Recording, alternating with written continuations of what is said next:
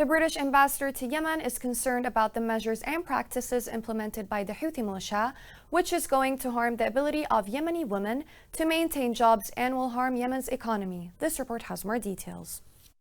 The United Kingdom has threatened to take measures that will lead to the imposition of sanctions against Houthi leaders in connection with the violations committed by the group against Yemeni women, similar to those taken against one of the leaders of the group, the Sultan Zaban. The British ambassador to Yemen, Richard Oppenheim, said that the measures and practices implemented by the Houthi group will harm the ability of Yemeni women to maintain jobs, which will harm Yemen's economy and prevent them from accessing health care, shedding light on the increasingly authoritarian moves of the Houthis, especially the Muharram or the main escort law and the new code of conduct for civil servants, which will lead to curbing the freedom of Yemenis and crushing any space for dissent.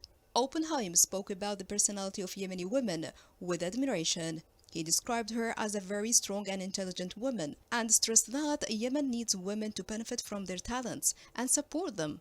And women in Yemen are often the breadwinners because if their husbands are killed in the war, they need to earn money, but they also need to run the household, so they are under more pressure. The United Nations envoy to Yemen, Hans Granberg, reviewed the practices of the Houthi militia against women, such as depriving them from the right to freedom of movement, and the impact of this on all Yemeni women in militia-controlled areas, including female employees of the United Nations. He said there is no justification for them. In his recent briefing to the Security Council, he recalled the desperate effect of the conflict, which women in Yemen are still suffering from, and the essential role that women should play in all aspects of any inclusive political process. The Houthi measures, which have come to be known as the Law of Muharram, in addition to the Code of Conduct, which is the elimination of the constitution and all the rights agreed upon by the outcomes of the national dialogue, and it aims to strengthen subordination and pure mandate.